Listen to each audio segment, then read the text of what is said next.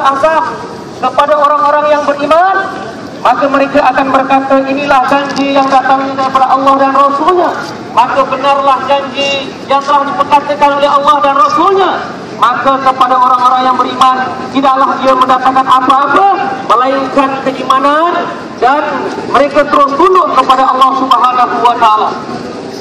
Tuan-tuan yang dihormati sekalian, hari ini Perikatan Persekutuan Ahzab mereka menyerang umat Islam di Malaysia. Bermula dengan masalah permakanan, barang makanan yang dimakan oleh orang-orang Islam di Malaysia. Suatu ketika mereka katakan mereka menyembelih ayam di Malaysia pada hari ini.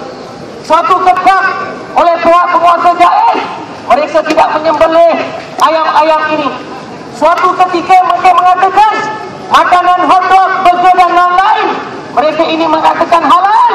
Tiba-tiba apabila dikaji dan diselidik, ada di kalangan hotdog dan burger ini mereka telah campurkan dengan DNA daripada babi yang haram dimakan oleh orang-orang Islam.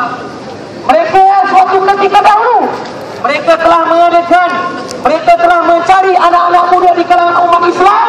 Mereka mengajak dengan bantuan-bantuan yang diberikan kepada anak-anak muda ini.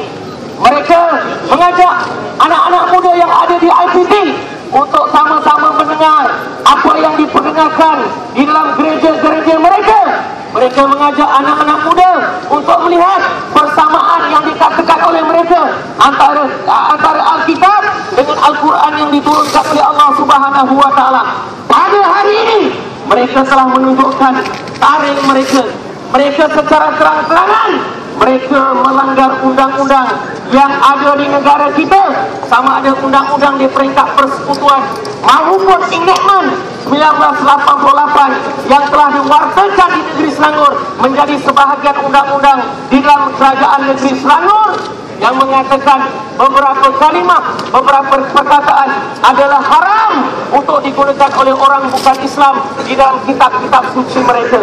Hari ini mereka secara terang-terangan mereka menghasut penganut agama mereka untuk terus menggunakan kalimat Allah Subhanahu wa Ta'ala, bukan untuk diasahkan, tetapi untuk disyirikkan Allah Bapa, Allah Anak dan Allah Ruhul Qudus.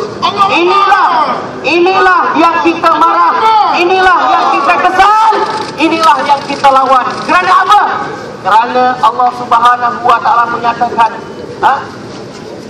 laqad kafara alladziina qalu innallaha thalithu tsalatsa.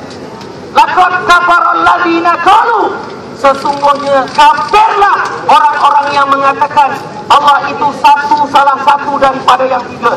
Inilah yang dimasukkan oleh Allah Subhanahu wa Ta'ala.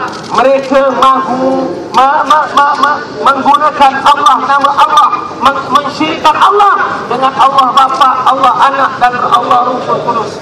Inilah yang kita lawan, inilah yang kita tantang, pensyirikan yang dibuat oleh mereka.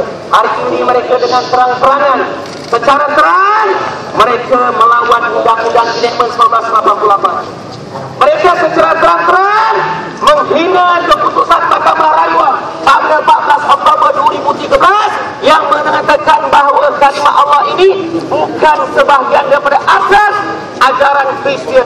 It's not an part of Christianity practice, faith and practice. Mereka secara terang-terangan mereka tidak menghormati kepada kita.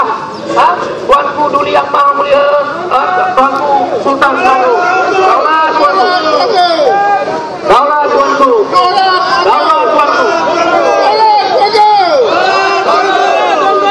Untuk kita nyatakan pada Duli Yang Maha Mulia Tuanku Sultan Selangor bahawa tuanku mempunyai rakyat Selangor yang tetap setia kepada Duli Yang Maha Mulia. Kita akan terus berdiri di belakang Duli Yang Maha Mulia Tuanku Sultan Selangor untuk mempertahankan Enactment 1988 dan untuk mempertahankan tindak yang telah dikeluarkan oleh Duli Yang Maha Mulia Tuanku Selangor. Jadi insyaAllah Sekretariat